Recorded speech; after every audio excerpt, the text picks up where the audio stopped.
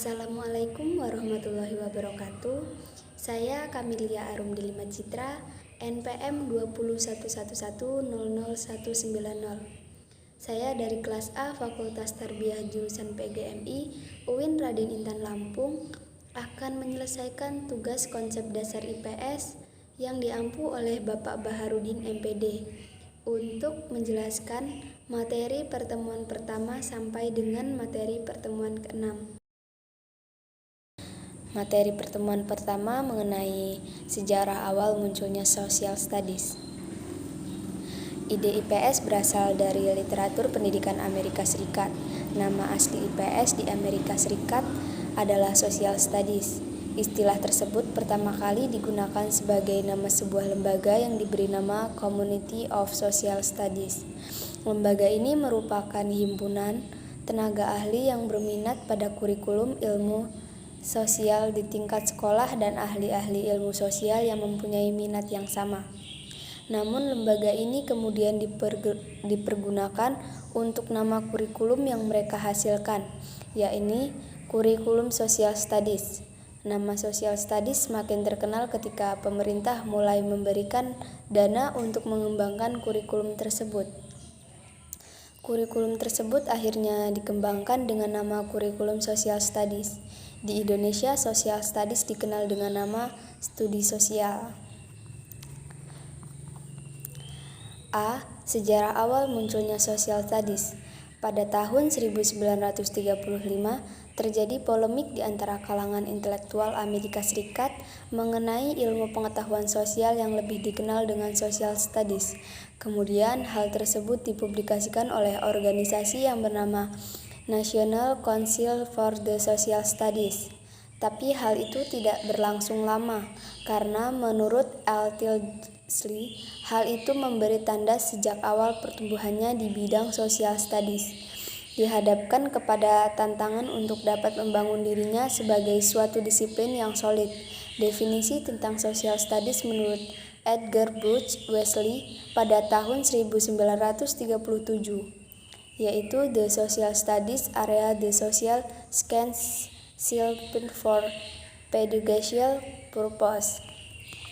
Ilmu sosial itu yang didasarkan untuk tujuan pendidikan yang meliputi aspek-aspek seperti ilmu sejarah, ekonomi, politik, sosiologi, antropologi, psikologi, geografi, dan filsafat yang praktiknya digunakan dalam pembelajaran di sekolah maupun perguruan tinggi. Pada perkisaran tahun 1940 sampai 1950, NCSS mendapat serangan yang berkisar tentang perlu atau tidaknya Social Studies untuk remaja, bersikap demokratis dan kritis, sehingga muncullah sikap penekanan terhadap fakta-fakta sejarah dan budaya yang ada. Namun, pada tahun 1960, timbul suatu gerakan akademis yang lebih dikenal dengan The New Social Studies yang dipelopori oleh sejarawan dan ahli-ahli ilmu sosial untuk mengembangkan proyek yang menciptakan kurikulum dalam memproduksi bahan belajar yang sangat inovatif dan menantang dalam skala besar. Tapi, sampai tahun 1970-an, hal itu belum juga terwujud. Tapi jika kembali pada penuturan Barr dan kawan-kawan, tahun 1977 yaitu dua visi yang berbeda dalam Social Studies, yaitu Citizenship Education, pendidikan kewarganegaraan, atau Social Studies, ilmu pendidikan sosial. Hal itu juga dipengaruhi oleh PDI. Pada tahun 1955 terjadi terobosan yang besar berupa inovasi oleh Maurits Hund dan Lawrence yang mencoba cara baru dalam pengintegrasian pengetahuan dan keterampilan ilmu sosial untuk tujuan Citizenship Education, mengubah program Social Studies di sekolah yang dahulunya closed area, hal-hal yang tabu dalam masyarakat menjadi refleksi rasional dalam mengupayakan siswa dapat mengambil keputusan mengenai masalah-masalah publik, sehingga bisa melatih keterampilan refleksi thinking, berpikir refleks, dan berpikir secara kritis. Kemudian yang B, perkembangan Social Studies di Indonesia. Perkembangan Social Studies di Amerika Serikat mempengaruhi pemikiran PIPS di Indonesia. Namun untuk mengetahui perkembangan di Indonesia dirasakan sulit, sebab di Indonesia belum ada lembaga profesional bidang pendidikan IPS, seperti NCSS. Pengaruhnya lembaga serupa yang memiliki Indonesia yaitu HISPC, Himpunan Sarjana Pendidikan IPS Indonesia, yang usianya masih sangat muda dan produktivitasnya masih sangat terbatas. Perkembangan kurikulum dan pembelajaran IPS sebagai ontologi ilmu pendidikan disiplin, IPS sampai saat ini sangat tergantung pada pemikiran individual atau kelompok pakar yang ditugasi secara insidental untuk mengembangkan perangkat kurikulum IPS melalui Pusat Pengembangan Kurikulum dan Sarjana Pendidikan Badan Penelitian dan Pengembangan dan Pusat Kurikulum dan Buku. Menurut Perundang-undangan Nomor 19 Tahun 2005, penyusunan kurikulum menjadi kewenangan Satuan Pendidikan. Maka sejak tahun 2006, kurikulum yang digunakan adalah kurikulum dalam Perkemendikbud. 1. Pendidikan IPS pada tahun 1945 sampai 1964. Pada tahun ini, Indonesia belum begitu mengenal istilah IPS, namun pembelajarannya sudah mengarah pada definisi social studies, dan kenyataannya dapat dilihat dari adanya mata pelajaran sejarah, geografi, civis, koperasi yang disampaikan terpisah di SD, dan mata pelajaran ekonomi, sosiologi, antropologi di SMP. 2. Pendidikan IPS dalam kurikulum 1964 dan 1968. Dalam kurikulum tersebut, ada perubahan pendekatan dalam pembelajaran IPS di Indonesia. Pendekatan tersebut bersifat korelatif, sehingga ada mata pelajaran yang terdiri atas korelasi dari mata pelajaran ilmu bumi, sejarah, civis. Pada tahun 1968 juga ada perubahan, ditandai adanya pengelompokan mata pelajaran sesuai orientasi. Pada saat itu mulai diperkenalkan pendidikan kewarganegaraan, karena pendidikan kemasyarakatan berubah menjadi pendidikan kewarganegaraan yang merupakan korelasi dari ilmu bumi, sejarah, dan pendidikan kewarganegaraan.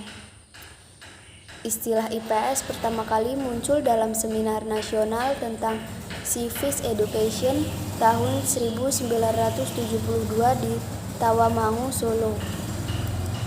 3 istilah yang muncul dari Seminar Nasional di Tawamangu yang digunakan secara bertukar adalah A. Pengetahuan sosial atau social scan, B.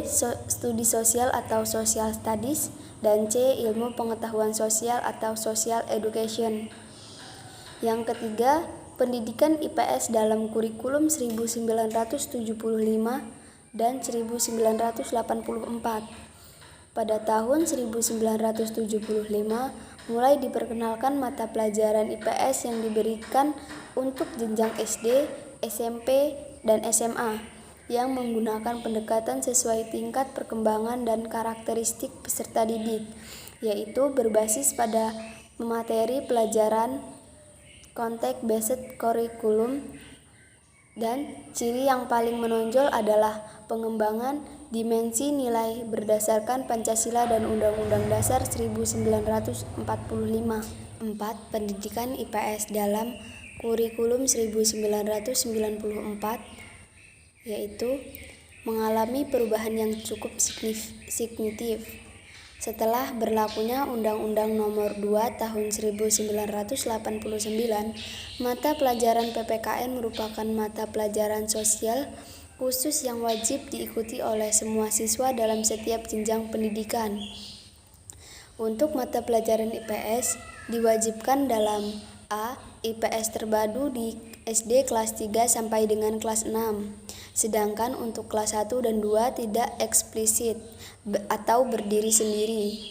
Untuk IPS SD, materi pelajaran dibagi atas 2 bagian, yaitu Materi sejarah meliputi sejarah lokal dan sejarah nasional. 2. Materi pengetahuan sosial meliputi lingkungan sosial, geografi, ekonomi, dan politik atau pemerintahan. B. IPS untuk SMP bersifat harafiah,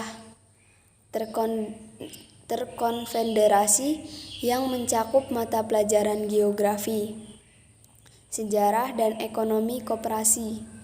C. IPS untuk SMA menggunakan pendekatan terpisah-pisah, hampir mirip dengan social studies tetapi merupakan bagian ilmu pengetahuan sosial. Yang kelima, pendidikan IPS dalam Perkemendikbud. Memasuki abad 21, perubahan terjadi dalam sistem pendidikan di Indonesia, yaitu dengan digulirkannya gagasan kurikulum berbasis kompetensi. Dan pada tahun 2003, disahkan Undang-Undang Nomor 20 Tahun 2003 tentang Sistem Pendidikan Nasional dalam Pasal 37 Undang-Undang Sikdiknas. Dikemukakan bahwa mata pelajaran IPS merupakan mata pelajaran wajib dalam kurikulum pendidikan dasar dan menengah. Kemudian C. Pengertian, tujuan, dan ruang lingkup Social Studies. 1. Pengertian Social Studies.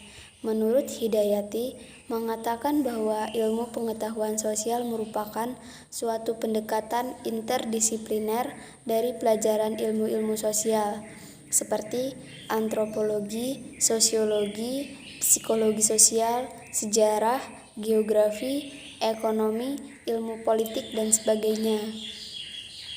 Pendapat yang hampir sama juga ditegaskan oleh Taneo, yang menjelaskan bahwa pengetahuan sosial merupakan hasil perpaduan dari sejumlah mata pelajaran seperti geografi, ekonomi, sejarah, antropologi, dan politik. Mata pelajaran tersebut mempunyai ciri-ciri yang sama, oleh karena itu dipadukan menjadi satu bidang studi, yaitu ilmu pengetahuan sosial. Ilmu pengetahuan sosial mengkaji seperangkat peristiwa, fakta, dan konsep generalisasi yang berkaitan dengan isu sosial. Berdasarkan dari berbagai pendapat tersebut, dapat disimpulkan bahwa ilmu pengetahuan sosial merupakan ilmu kajian tentang kehidupan manusia sebagai individu sekaligus makhluk sosial yang berinteraksi dengan lingkungannya. Pembelajaran IPS menurut pendapat Dakjoni memiliki 4 tujuan, yaitu A. IPS mempersiapkan siswa untuk studi lanjut di bidang ilmu sosial. Jika nanti masuk SMA dan perguruan tinggi, akan disajikan secara parsial antara ekonomi, sejarah, antropologi, dan sosiologi. B. IPS bertujuan untuk mendidik warga negara yang baik. Karena itu, mata pelajaran yang disajikan ditempatkan dalam konteks budaya melalui pengelolaan secara ilmiah dan psikologis yang tepat. C. IPS yang mempelajari closed area, yaitu masalah-masalah sosial yang pantang dibahas di muka umum. Bahannya berbagai pengetahuan ekonomi sampai politik, dari sosial sampai kultural, untuk melatih siswa berpikir demokratis. D. Membina warga negara Indonesia atas dasar moral Pancasila dan Undang-Undang 1945, serta sikap sosial rasional dalam kehidupan. Direktorat Pendidikan Lanjutan Pertama menyatakan bahwa pengetahuan sosial di Indonesia diberikan di sekolah dan memiliki tujuan untuk mempersiapkan anak didik menjadi warga negara yang baik berdasarkan Pancasila dan Undang-Undang Dasar 1945. Menurut Departemen Pendidikan Nasional, tujuan pembelajaran ilmu pengetahuan sosial di sekolah agar siswa memiliki kemampuan seperti kemampuan dasar untuk berpikir logis dan kritis, rasa ingin tahu, inquiry, memecahkan masalah, dan keterampilan dalam kehidupan sosial. Kemudian, 3. Ruang lingkup Social Studies menurut Tancho. Dijelaskan bahwa yang menjadi ruang lingkup IPS adalah manusia sebagai anggota masyarakat atau manusia dalam konteks sosial. Karenanya, pembelajaran IPS tidak hanya menekankan pada aspek pengetahuan saja, melainkan juga pembinaan seperti peserta didik untuk mengembangkan dan menerapkan nilai-nilai pengetahuan tersebut dan di tengah masyarakat. Nilai-nilai tersebut misalnya tenggang rasa dan tepos liro, kepedulian terhadap sesama dan lingkungan, disiplin, ketaatan, keteraturan, etos kerja, dan lain-lain. Penerapan nilai-nilai pengetahuan dimulai dari lingkungan yang paling kecil, misalnya di dalam keluarga, sampai pada lingkungan global. Setiap lingkungan akan mempengaruhi perilaku masyarakat tersebut. Selanjutnya saya akan membacakan materi kedua mengenai ilmu konsep dasar IPS. A. Hubungan ilmu pengetahuan sosial dan ilmu sosial. Hubungan antara IPS dengan ilmu-ilmu sosial yang saling berkaitan. Keduanya berhubungan dengan kebutuhan dasar manusia. Kemudian, kebutuhan dasar tersebut dapat dicapai dengan kegiatan dasar manusia. Kegiatan dasar manusia meliputi produksi dan konsumsi, pemeliharaan dan perlindungan, konsumsi dan transport, estetika pemerintahan dan organisasi, dan pendidikan dan rekreasi. Keseluruhannya membentuk ilmu-ilmu sosial. Jadi, IPS merupakan penjabaran dari ilmu-ilmu sosial yang di dalamnya terdapat fakta, konsep, dan generalisasi. IPS merupakan perpaduan dari ilmu-ilmu sosial, karena materinya mengambil bahan-bahan dari ilmu pengetahuan sosial. Akan tetapi, jumlah dan bagian isi ilmu pengetahuan sosial yang diperlukan dalam pembelajaran tentang pokok bahasan tertentu tidak sama. Hal ini terjadi karena ilmu pengetahuan sosial yang diambil harus disesuaikan dengan tujuan pembelajaran dan perkembangan peserta didik. Dengan demikian, tidak semua ilmu sosial diambil bagiannya untuk dimasukkan dalam setiap pokok bahasan IPS. Hubungan IPS dengan ilmu-ilmu yang terurai di dalam ilmu-ilmu sosial adalah sebagai berikut. 1. Hubungan IPS dan geografi. IPS mengambil materi dari geografi yang terkait dengan ruang bumi, garis lintang, bujur, arah, jarak, lokasi ruang, kondisi alam, tata lingkungan, sumber daya alam, serta interaksi antara bangsa dan manusia dengan lingkungannya. 2. Hubungan IPS dan ilmu ekonomi.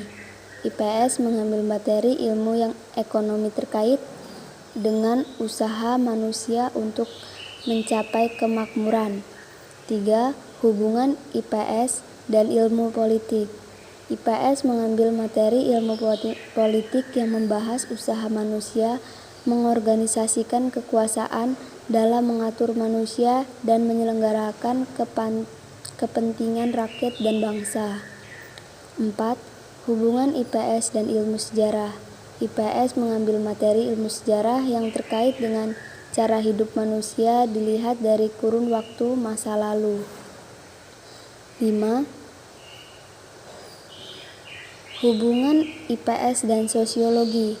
IPS mengambil materi sosiologi yang mempelajari masyarakat secara keseluruhan dan hubungan antara individu dan masyarakat tersebut. B. Persamaan dan perbedaan antara ilmu pengetahuan sosial IPS dengan ilmu sosial. Persamaan antara social studies dengan social sciences terletak pada sasaran yang diselidiki, yaitu manusia dan kehidupan bermasyarakat. Keduanya membahas masalah yang timbul akibat hubungan interrelationship manusia. Dengan kata lain, keduanya mempelajari masyarakat manusia, segala aspek kehidupan bermasyarakat dan problem-problem masyarakat. Perbedaan ilmu sosial dengan ilmu pengetahuan sosial terletak pada tujuan masing-masing. Ilmu sosial bertujuan memajukan dan mengembangkan konsep dan generalisasi melalui penelitian ilmiah. Dengan menggunakan hipotesis, untuk menghasilkan teori atau teknologi baru. Sementara tujuan ilmu pengetahuan sosial bersifat pendidikan, bukan penemuan teori ilmu sosial. Orientasi utama studi ini adalah keberhasilannya mendidik dan membuat siswa mampu mengerjakan ilmu pengetahuan sosial berupa terciptanya tujuan intrastruktusional. Hal ini menempatkan keberadaan IPS secara metodologis dan keilmuan dapat dikatakan belum setara dengan ilmu sosial. Antara ilmu pengetahuan sosial IPS dengan ilmu-ilmu sosial mempunyai hubungan yang sangat erat, karena IPS dengan ilmu sosial sama-sama mempelajari serta mengkaji hubungan timbal balik human relationship antar manusia. Selanjutnya saya akan membacakan materi ketiga mengenai struktur pengetahuan dalam pemahaman materi IPS. A. Pengertian fakta, konsep, dan generalisasi. 1. Fakta. Fakta adalah hal, keadaan, atau peristiwa yang merupakan kenyataan yang sungguh-sungguh terjadi dan terjamin kebenarannya, atau sesuatu yang benar-benar ada dan atau terjadi. Fakta sosial adalah cara bertindak, berpikir, dan berperasaan yang berbeda di luar individu dan mempunyai kekuatan memaksa dan mengendalikan individu tersebut. Fakta juga dapat menjadi alasan untuk menolak teori-teori yang ada, dan bahkan fakta dapat mendorong untuk mempertajam rumusan teori yang sudah ada. Banks mengemukakan bahwa fakta merupakan pernyataan positif dan rumusannya sederhana. Fakta merupakan salah satu materi yang dikaji dalam IPS. Dengan fakta-fakta yang ada, kita dapat menyimpulkan sesuatu atau beberapa peristiwa yang pernah terjadi. Fakta merupakan titik awal untuk membuat suatu konsep dari beberapa konsep yang paling sering berkaitan dengan kita. Fakta, konsep, dan generalisasi merupakan bahan kajian dalam ilmu pengetahuan sosial yang harus dapat dipahami siswa. 2. Konsep. Menurut Kamus Besar Bahasa Indonesia, pengertian konsep adalah gambaran mental dari objek, proses, atau apapun yang ada di faur bahasa, yang digunakan oleh akal budi untuk memahami hal-hal lain.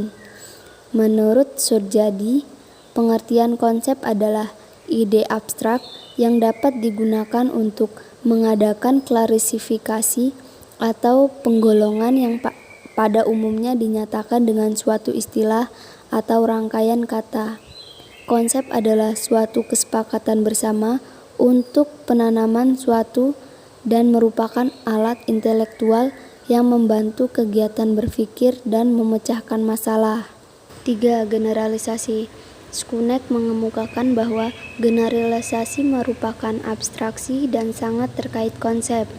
Generalisasi menghubungkan beberapa konsep sedemikian rupa, sehingga terbentuk suatu pola hubungan yang menggambarkan dan mengembangkan hal yang lebih luas. Artinya, dalam pemikiran kita terbentuk pola-pola hubungan yang lebih luas. Generalisasi dalam sejarah merupakan kontradiksi dalam istilah-istilah karena sifatnya yang unik yang menunjukkan bahwa peristiwa sejarah itu tidak terulang lagi. Namun dalam sejarah ada juga kemungkinan perulangan, dalam arti bahwa berulang itu adalah hal-hal yang berkaitan dengan pola perilaku manusia yang berorientasi nilai, sistem sosial, kebutuhan ekonomi, kecenderungan psikologis, dan lain-lain.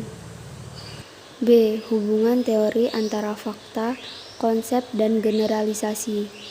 Sebuah teori adalah sepasang proposisi yang berhubungan dan menerangkan hubungan antara beberapa generalisasi. Kekuatan teori terletak pada kemampuannya menerangkan dan meramalkan fenomena. Menurut Suguger, makin bersemangat lapangan inquiry, makin mendekati kenyataan teori-teori tersebut. Proposisi yang menghubungkan fakta merupakan teori yang lebih mudah daripada proposisi yang menghubungkan konsep. Selanjutnya, proposisi yang menghubungkan konsep lebih mudah daripada proposisi yang menghubungkan generalisasi. Sedangkan teori yang lebih tinggi akan mengembangkan bentuk konsep yang lebih umum. Seperti halnya generalisasi, teori dapat juga disusun berdasarkan kekuatan-kekuatan yang ada pada teori-teori tersebut. Kriterianya adalah sebagai berikut. 1.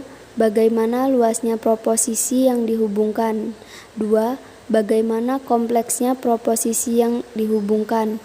3. Sampai sejauh mana teori tersebut dapat diterapkan pada kejadian orang dan objek yang dikenal. 4. Sampai seluas mana hubungan dari proposisi-proposisi melakukan dan menerangkan unsur yang penting dari tingkah laku manusia serta menerangkan segi-segi yang penting dewasa. 5. Sampai sejauh mana teori-teori membimbing ke arah pedalaman yang lain. Jadi kesimpulan yang didapat adalah fakta merupakan suatu informasi atau data yang ada atau yang pernah terjadi dalam kehidupan sehari-hari dan dikumpulkan serta dikaji oleh para ahli ilmu sosial untuk menjamin kebenarannya. Konsep adalah suatu kesepakatan bersama untuk penanaman suatu dan merupakan alat intelektual yang membantu kegiatan berpikir dan memecahkan masalah. Generalisasi berasal dari kata general yang berarti umum atau menyeluruh. Oleh karena itu, generalisasi merupakan pengambilan kesimpulan secara umum dari suatu gejala atau informasi yang kita terima yang didukung oleh data dan fakta yang ada. Fakta, konsep, dan generalisasi merupakan bahan kajian atau materi utama yang dipelajari dalam ilmu-ilmu pengetahuan sosial dan ilmu-ilmu sosial, sehingga dari ketiga unsur tersebut akan lahir teori-teori ilmu pengetahuan yang perlu dipelajari dan dikaji oleh siswa di dalam proses pembelajaran. Selanjutnya saya akan membacakan materi keempat mengenai bagian materi IPS dalam sejarah, geografi, dan ekonomi. A. Ilmu sejarah. 1. Pengertian karakteristik ruang lingkup sejarah. Sejarah merupakan peristiwa yang telah terjadi pada masa lampau yang kebenarannya bisa kita buktikan dari peninggalan-peninggalan yang masih ada saat ini sebagai sumber informasi.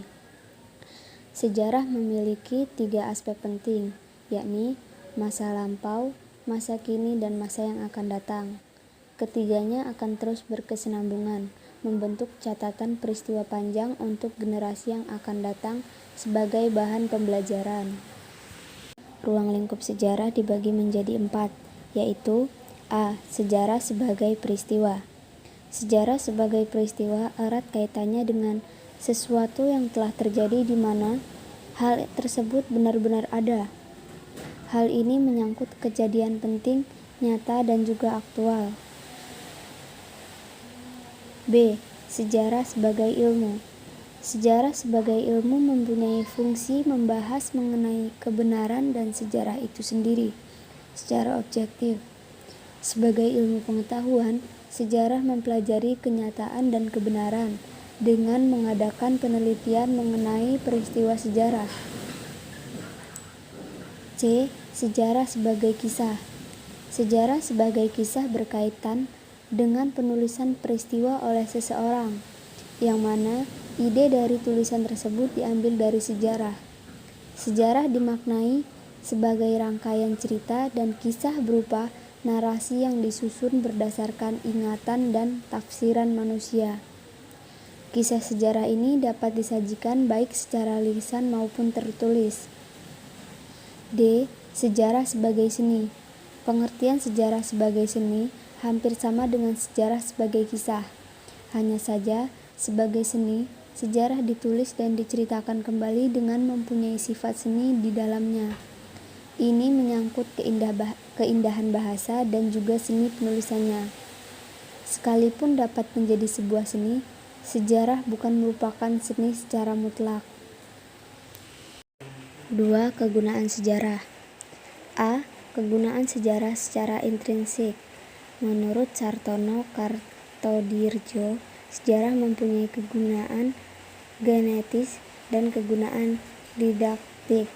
Pada kegunaan genetis, maka nilai-nilai luhur yang terdapat di dalam setiap peristiwa masa lampau perlu diwariskan secara turun-temurun agar membentuk watak manusia sesuai dengan harkat dan martabatnya. Sedangkan pada kegunaan didaktik atau pendidikan, nilai-nilai luhur yang terdapat pada peristiwa masa lampau perlu diwariskan pada generasi muda agar dapat membangun seluruh potensi yang dimilikinya. A. Kegunaan edukatif atau memberikan pendidikan. Banyak manusia yang belajar dari sejarah atau pengalaman baik yang dilakukan sendiri, oleh orang lain atau oleh generasi sebelumnya. Maka kita sering mendengar ungkapan belajarlah dari sejarah atau sejarah mengajarkan kepada kita. B. Kegunaan instruktif atau memberikan pelajaran. Sejarah dapat memberikan pengetahuan dan ilmu-ilmu kepada siswa atau kepada siapa saja para peminat sejarah. Sejarah adalah ilmu terbuka, baik dari sudut teori maupun metodologi. C. Kegunaan sejarah secara ekstrinsik. Kegunaan sejarah ini dibagi menjadi dua, yaitu kegunaan sejarah secara inspiratif. Sejarah berguna untuk memberikan inspirasi atau pemikiran. Berbagai peristiwa pada masa lampau akan memberikan inspirasi pada pembentukan moral dan karakter bangsa. Misalnya, semangat 1945 yang memiliki nilai-nilai persatuan dan kesatuan, rela berkorban, berjuang tanpa pamrih dan cinta tanah air. Yang kedua, kegunaan sejarah secara rekreatif. Biasanya, situs-situs sejarah dan prasejarah di samping sebagai keyakinan ilmiah juga dapat dijadikan tempat pariwisata yang akan membawa dampak bagi perekonomian daerah maupun nasional. Karena dengan melihat jejak-jejak sejarah pada situs-situs tersebut, orang akan diajak kembali berekreasi menikmati keindahan masa lampau. Maka, dalam fungsi rekreatif, sejarah berperan sebagai pemadu atau memberikan petunjuk penting terhadap peninggalan-peninggalan sejarah.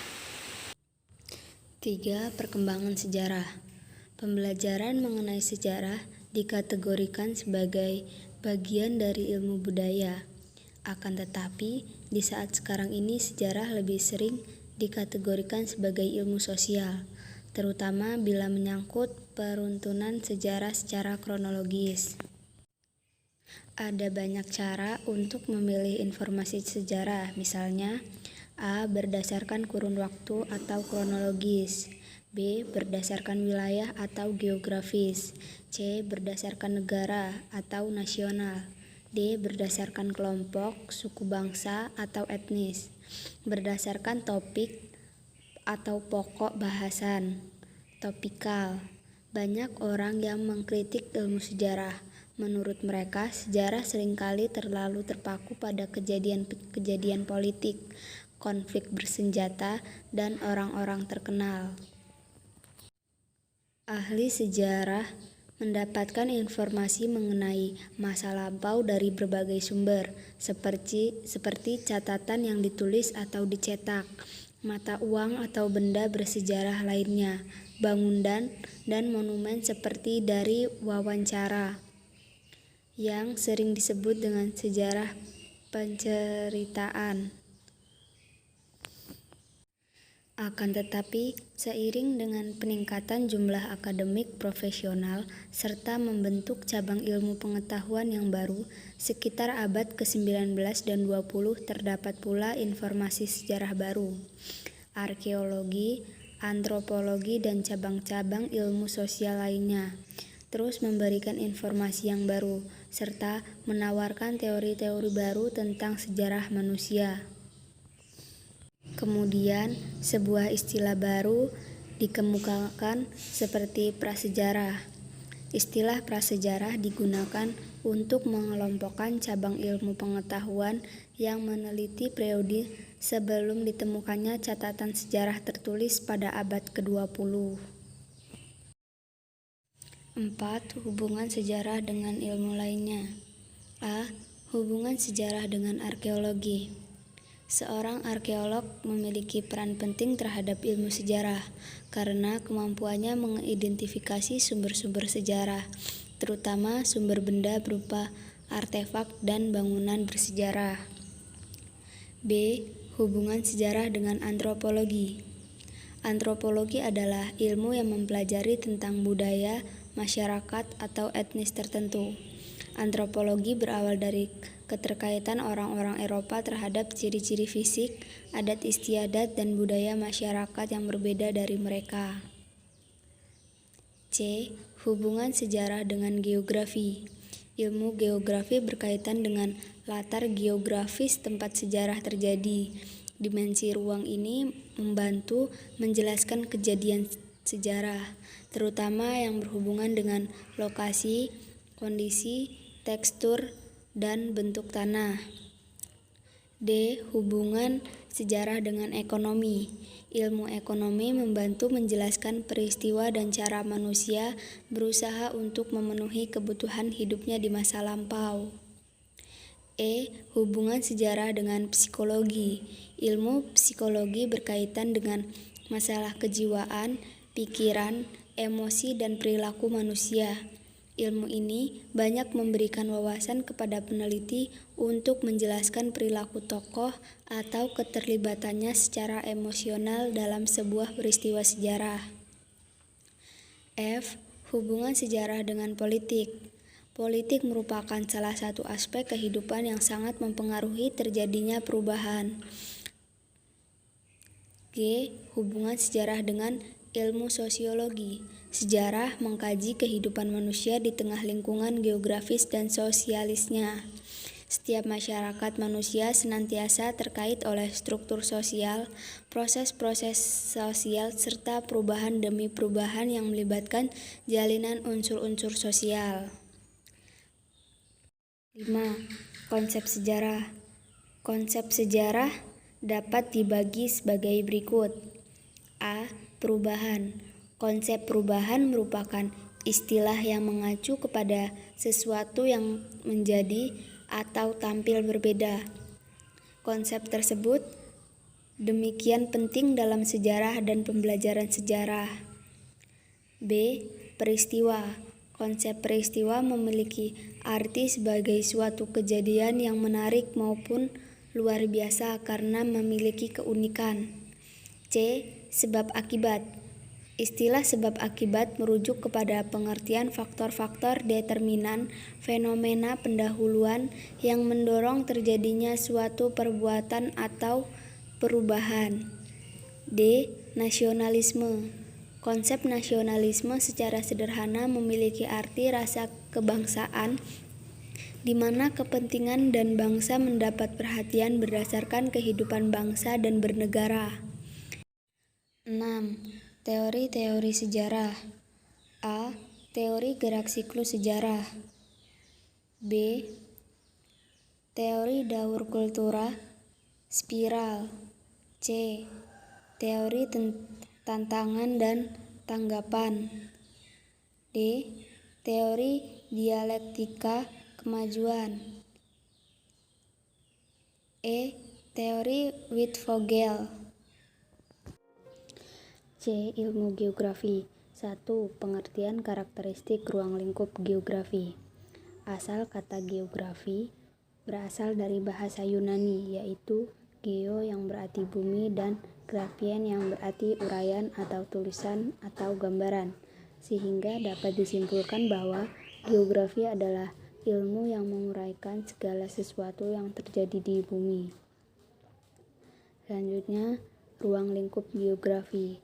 Ruang lingkup geografi dibagi menjadi beberapa kelompok, yaitu A. Pengungkapan kejadian yang tampak dan terjadi di bumi. B. Meneliti sebab akibat suatu gejala atau kejadian dengan gejala lainnya. C. Mempelajari persamaan dan perbedaan fenomena yang terjadi di permukaan bumi. D. Mempelajari penyebaran kejadian atau gejala. E. Pemecahan masalah geografi dilakukan melalui pendekatan keruangan, ekologi, dan kewilayahan. 2. Kegunaan atau manfaat geografi. A. Mengembangkan pengetahuan tentang pola-pola keruangan dan proses yang berkaitan. B. Mengembangkan keterampilan dasar dalam memperoleh data dan informasi. C. Menumbuhkan sikap kesadaran dan kepedulian terhadap lingkungan hidup. 3. Sejarah perkembangan geografi. Sejarah perkembangan geografi manusia sejak dahulu sudah dikenal geografi. Bahkan dapat dikatakan umurnya seumur manusia di muka bumi, seperti ilmu pengetahuan lainnya. Pada awalnya, geografi tidak disusun secara sistematis seperti saat ini, namun hanya berupa cerita tentang suatu tempat dan penghuninya yang keberadaannya selalu berkaitan dengan mitologi yang berkembang di masyarakat. Pengaruh tersebut lambat laun semakin berkurang seiring dengan perkembangannya ilmu pengetahuan, dan pada perkembangan terakhir, penggunaan statistik dan metode kuantitatif dipergunakan dalam menjawab permasalahan geografi. Selain menggunakan metode kualitatif yang memang telah eksis sejak dahulu, secara ringkas diuraikan sejarah perkembangan geografi dari masa ke masa, geografi klasik sampai geografi mutakhir. 4. Hubungan geografi dengan ilmu sosial lainnya. A. Hubungan geografi dengan ilmu antropologi. Ilmu antropologi adalah ilmu yang mempelajari manusia dilihat dari sosial budaya, sedangkan geografi merupakan ilmu yang mempelajari tentang keadaan di bumi dan juga isinya, di dalamnya termasuk interaksinya. B. Hubungan geografi dengan sejarah. Ilmu geografi berkaitan dengan latar geografis tempat sejarah terjadi. Dimensi ruang ini membantu menjelaskan kejadian sejarah. C. Hubungan geografi dengan ekonomi. Geografi materi dinamika penduduk berhubungan dengan ekonomi saat membicarakan tentang pendapatan per kapita yang saling berhubungan erat dengan laju pertumbuhan penduduk. D. Hubungan geografi dengan psikologi. Hubungan psikologi dengan ilmu geografi. Dalam ilmu geografi juga ada hubungannya dengan psikologi, yaitu faktor wilayah atau tempat tinggal. Dengan bertempat tinggal, maka seorang individu akan melakukan sesuatu yang ada di tempat tinggalnya. 5. Konsep geografi. A. Konsep lokasi. Konsep lokasi atau sering disebut juga konsep letak, yaitu konsep utama yang dari awal pertumbuhan geografi telah menjadi ciri khusus ilmu atau pengetahuan geografi. Konsep letak suatu tempat di permukaan bumi memiliki nilai ekonomi apabila dihubungkan dengan harga. B. Konsep jarak. Konsep jarak berkaitan dengan lokasi karena nilai suatu objek dapat ditentukan oleh jaraknya terhadap suatu objek lain. C. Konsep morfologi.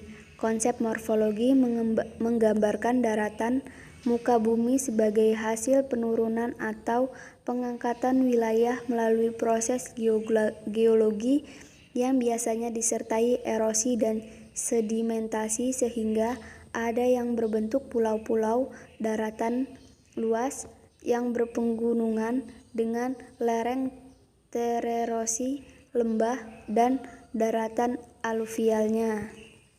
6. Teori-teori geografi. A. Eratosthenes. Geografi berasal dari kata geografika yang berarti penulisan atau penggambaran mengenai bumi. B. B. Claudius Ptolemaeus. Geografi adalah suatu penyajian dengan peta dan sebagai permukaan bumi yang menunjukkan kenampakan umum terdapat padanya. C. Preston E. James. Geografi dapat diungkapkan sebagai induk dari segala ilmu pengetahuan. D. Robeck. Geografi adalah suatu studi tentang hubungan-hubungan yang ada antara kehidupan dengan lingkungan fisiknya. C. Ilmu ekonomi. 1. Pengertian karakteristik ruang lingkup ekonomi. Ilmu ekonomi adalah ilmu yang berkaitan dengan segala kegiatan manusia dalam rangka memenuhi kebutuhan hidupnya. Ruang lingkup ilmu ekonomi. A. Ekonomi mikro. Ekonomi mikro merupakan cabang ilmu ekonomi yang khusus mempelajari bagian-bagian kecil dari keseluruhan kegiatan perekonomian. Analisis dalam teori ekonomi mikro antara lain meliputi perilaku pembeli atau konsumen dan produsen secara individu dalam pasar. B. Ekonomi makro. Ekonomi makro merupakan cabang ilmu ekonomi yang khusus mempelajari mekanisme bekerjanya perekonomian sebagai suatu keseluruhan atau agregat berkaitan dengan penggunaan faktor produksi yang tersedia secara efisien agar kemakmuran masyarakat dapat dimaksimumkan. 2. Kegunaan ekonomi. Ada 4 kegunaan utama dari mempelajari ilmu ekonomi. Kegunaan yang pertama adalah mengajarkan cara berpikir yang dapat kita gunakan setiap hari ketika kita perlu mengambil keputusan. Cara berpikir yang dimaksud adalah 3 konsep fundamental dalam ilmu ekonomi, yaitu biaya oportunitas, marginalitas, dan pasar yang efisien. Kegunaan kedua yaitu untuk memahami masyarakat dengan lebih baik. Dengan belajar ekonomi, kita dapat mencari jawaban atas beberapa pertanyaan, seperti mengapa orang memutuskan untuk membelanjakan uang dan waktunya untuk mengembangkan gedung-gedung dan pabrik. Kegunaan ketiga mempelajari ilmu ekonomi adalah agar kita dapat memahami persoalan-persoalan global. Pemahaman yang baik akan ilmu ekonomi sangat penting dalam membantu kita memahami persoalan-persoalan global. Dan kegunaan terakhir dari ilmu ekonomi adalah membuat kita menjadi pemilih yang kompeten. Ketika kita berpartisipasi dalam proses politik, kita memberi suara pada persoalan-persoalan yang memerlukan pemahaman mendasar tentang ilmu ekonomi. 3. Sejarah ekonomi. Sebelum era Adam Smith, sudah banyak sekali pemikiran tentang ekonomi, bahkan dalam lingkup ekonomi makro yang membahas tentang perekonomian suatu negara. 2 abad setelah era Adam Smith, terjadilah perkembangan yang sangat pesat terhadap bidang perekonomian, di mana revolusi industri yang baru saja bermula pada saat itu telah berkembang menjadi industri yang canggih dengan teknologi yang jauh lebih berkembang. Pertumbuhan dan modernisasi kegiatan ekonomi di berbagai negara sangat mempengaruhi perkembangan pemikiran ekonomi sebagai analisis dalam ilmu ekonomi yang sudah semakin kompleks. Secara umum, analisis utama dalam ilmu ekonomi dapat dibedakan dalam 2 bentuk, yaitu teori ekonomi makro dan teori ekonomi mikro. 4. Hubungan ekonomi dengan ilmu lainnya. A. Hubungan ekonomi dengan antropologi. Ilmu antropologi dengan ilmu ekonomi saling berkaitan dan saling mempengaruhi.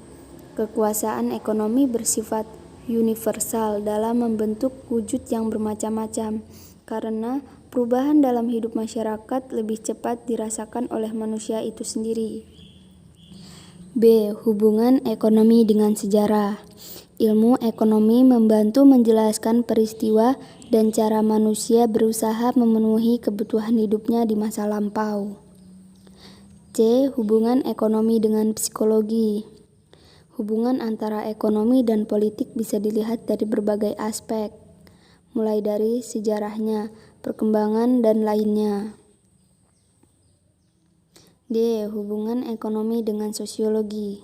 Hubungan sosiologi dengan ilmu ekonomi mempelajari usaha-usaha manusia untuk memenuhi kebutuhan yang beraneka ragam dengan keterbatasan barang dan jasa yang tersedia. 5. Konsep ekonomi mendeskripsikan konsep dasar ilmu ekonomi.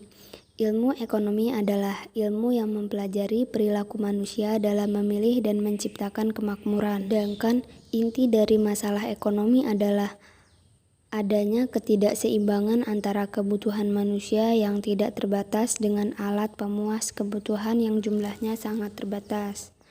Permasalahan tersebut kemudian akan menyebabkan timbulnya kelangkaan. 6. Teori-teori ekonomi. A. Teori pertumbuhan ekonomi klasik. Teori pertumbuhan ekonomi klasik menganggap pertumbuhan ekonomi suatu negara akan menurun dengan bertambahnya populasi dan sumber daya yang semakin terbatas. 2. Pertumbuhan ekonomi neoklasik. Teori ini adalah model pertumbuhan ekonomi yang menguraikan bagaimana tingkat pertumbuhan ekonomi bisa stabil hanya jika 3 kekuatan ekonomi ikut bermain. 3. Teori pertumbuhan ekonomi historis. Teori historis menitikberatkan perhatian pada proses perkembangan perekonomian masyarakat mulai dari tahap prasejarah hingga industri. Selanjutnya materi kelima mengenai bagian materi IPS dalam ilmu sosiologi, antropologi, dan psikologi. A. Ilmu sosiologi. 1. Pengertian karakteristik ruang lingkup sosiologi. Menurut etimologis, sosiologi berasal dari bahasa Latin yaitu socias dan logos. Socius berarti masyarakat dan logos berarti berbincang atau berbicara. Pengertian sosiologi menurut para ahli. 1. Surjono Sukanto. Menurut Surjono Sukanto, sosiologi adalah ilmu yang lebih menekankan pada bidang kemasyarakatan yang bersifat umum, yang bertujuannya untuk memperoleh pola-pola umum pada kehidupan bermasyarakat. 2. Pitirim Sorikin. Menurut Sorikin, sosiologi adalah ilmu yang mempelajari tentang hubungan timbal balik di setiap gejala sosial. 3. Alan Johnson. Menurut Alan Johnson, pengertian sosiologi adalah ilmu yang mempelajari tentang kehidupan masyarakat dan perilaku sosialnya. Ruang lingkup sosiologi. A. Sosiologi mempelajari hubungan antara individu dengan individu lain. B. Sosiologi mempelajari hubungan antara individu dan kelompok. C. Sosiologi mempelajari karakteristik atau ciri-ciri kelompok yang beragam. 2. Kegunaan sosiologi. Sebagai sebuah ilmu, sosiologi memiliki sejumlah kegunaan. Sosiologi sendiri merupakan ilmu sosial yang kategoris, dalam arti sosiologi membatasi dirinya dengan apa yang terjadi, bukan apa yang semestinya terjadi. Sosiologi juga digolongkan sebagai pure science, atau ilmu pengetahuan murni dan bukan applied science, atau ilmu pengetahuan terapan. Adapun kegunaan ilmu sosiologi adalah 1. Perencanaan sosial. 2. Penelitian. 3. Pembangunan. 4. Pemecahan masalah sosial. 3. Sejarah perkembangan sosiologi.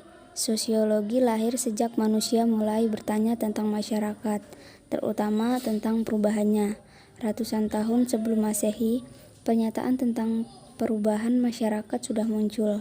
Namun dalam pengertian sosiologi sebagai ilmu yang mempelajari masyarakat baru lahir belasan abad kemudian.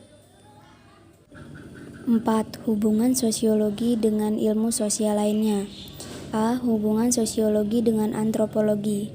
Antropologi merupakan ilmu yang mengkaji tentang kebudayaan yang di dalamnya termasuk masyarakat dan manusia sebagai bagian yang tidak terpisahkan dari masyarakat. B. Hubungan sosiologi dengan sejarah. Sejarah secara esensial mengkaji tentang asal-usul dan peristiwa masa lampau. Asal-usul dan peristiwa masa lampau tidak lepas dari permasalahan sosial yang memerlukan prinsip-prinsip sosiologi untuk menemukan solusinya. C. Hubungan sosiologi dengan ilmu politik. Ilmu politik pada hakikatnya mengkaji tentang upaya manusia dalam meraih kekuasaan. Dalam usahanya tersebut, manusia membutuhkan bekal ilmu. Salah satunya adalah sosiologi. 5. Konsep dasar sosiologi. Berikut adalah 10 konsep dasar sosiologi. A. Struktur sosial. B. Sistem sosial. C. Proses sosial. D. Lembaga sosial. E. Organisasi sosial. F. Perubahan sosial. G. Individual. H. Masyarakat. I. Kelompok. J. Komunitas. 6. Teori-teori sosiologi. A. Teori fungsionalisme struktural muncul dari sosok Emil Durkheim yang mengimajinasikan masyarakat sebagai suatu organisme yang tersusun dari berbagai komponen dan saling mempengaruhi untuk dapat terus berfungsi. B. Teori konflik. Teori yang digagas Marx ini berasumsi pada perbedaan kepentingan antar kelas dapat menghasilkan relasi sosial yang bersifat konfrontal. C. Teori interaksionalisme simbolik lahir dari perpaduan pemikiran antara Herbert Blumer, George Herbert Mead, dan Max Weber. Teori ini menganalisis masyarakat berdasarkan makna subjektif yang diciptakan oleh individu dalam proses interaksi sosial. B. Ilmu antropologi. 1. Pengertian karakteristik ruang lingkup antropologi. Secara harafiah, antropologi adalah ilmu tentang manusia. Definisi demikian tentu kurang jelas, karena dengan definisi seperti itu, antropologi mencakup banyak disiplin ilmu seperti sosiologi, psikologi, ilmu politik, ilmu ekonomi, ilmu sejarah, biologi manusia, dan bahkan humanira, filsafat dan sastra yang semuanya mempelajari atau berkenaan dengan manusia. Salah satu karakteristik yang paling banyak mendapat perhatian dalam antropologi adalah hubungan antara kebudayaan dan ciri-ciri biologis.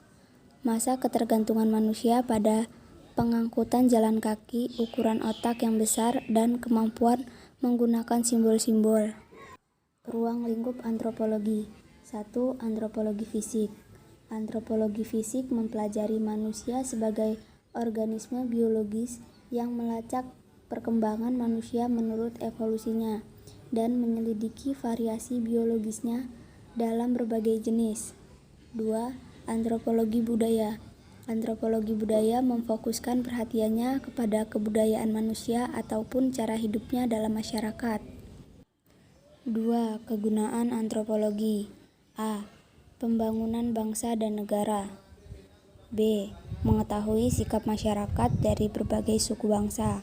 C. Tumbuhnya sikap toleransi. D. Menjadikan kita bersyukur. E. Lebih mudah mencari solusi dari suatu masalah. Sejarah perkembangan antropologi. 1. Fase pertama, sebelum 1800. Sejak akhir abad ke-15 dan awal abad ke-16, suku-suku bangsa di benua Asia, Afrika, Amerika, dan Oseania mulai kedatangan orang-orang Eropa Barat dalam kurun waktu lebih 4 abad.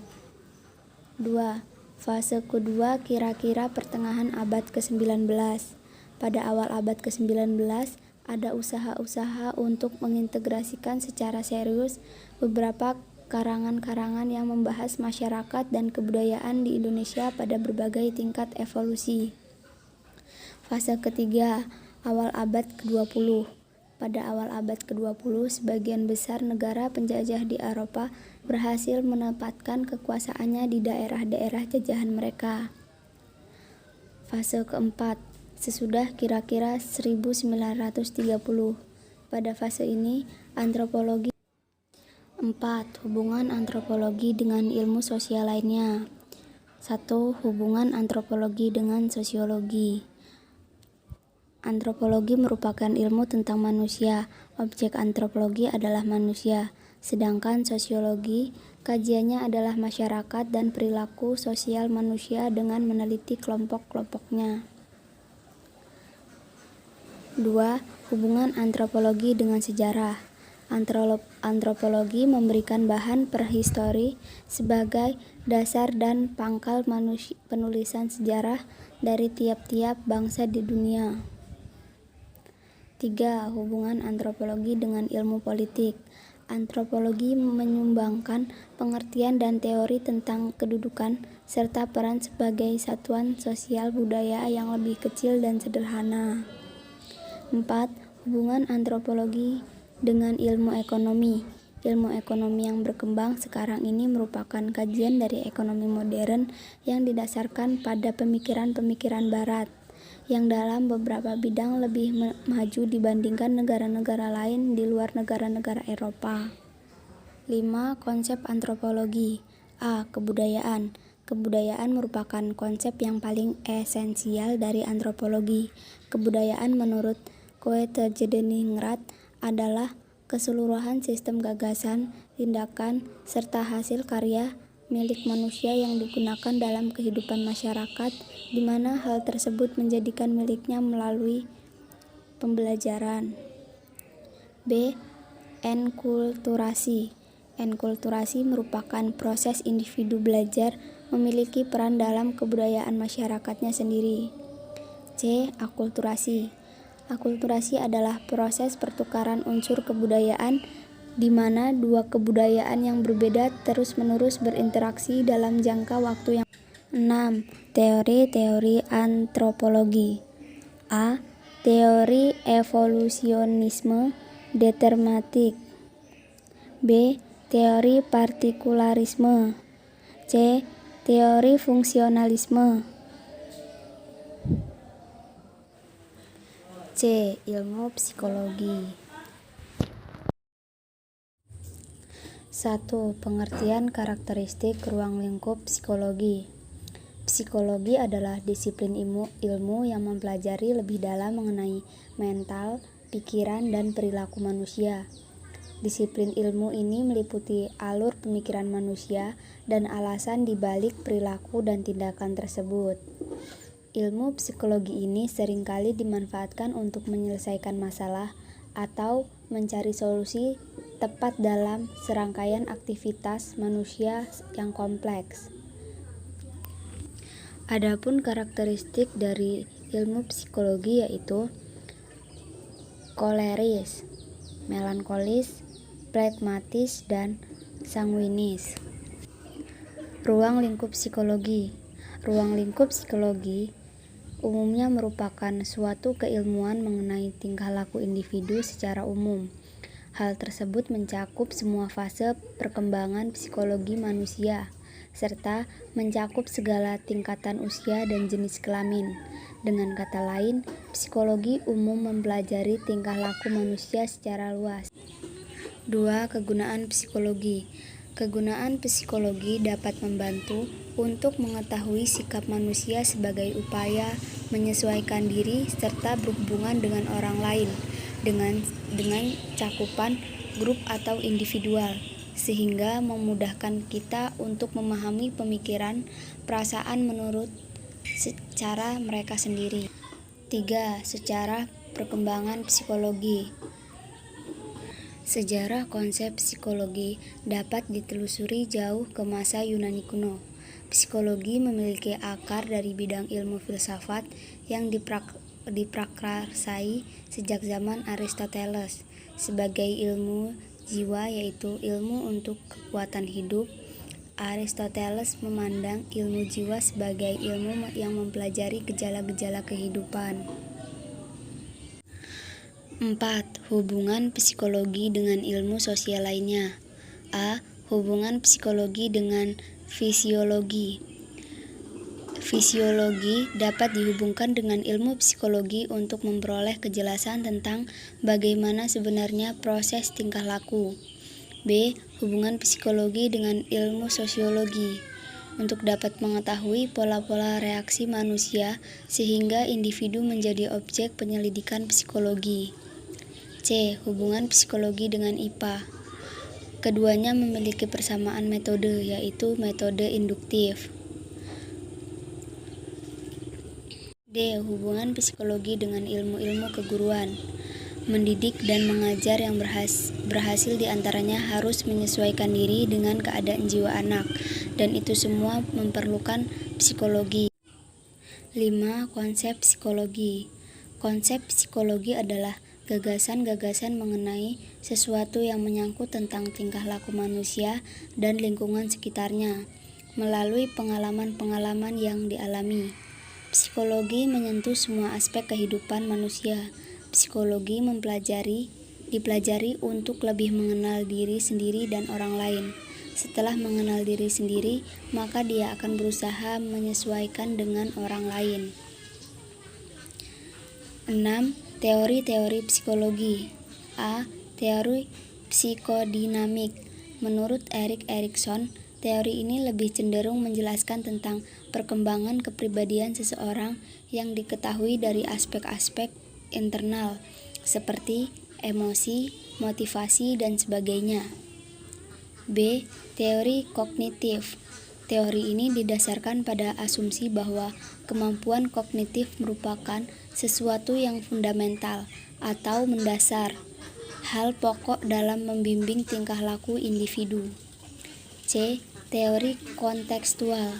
Teori kontekstual memandang perkembangan sebagai proses yang terbentuk transaksi timbal balik antara anak dengan konteks perkembangan sistem fisik, sosial, kultural, dan historis.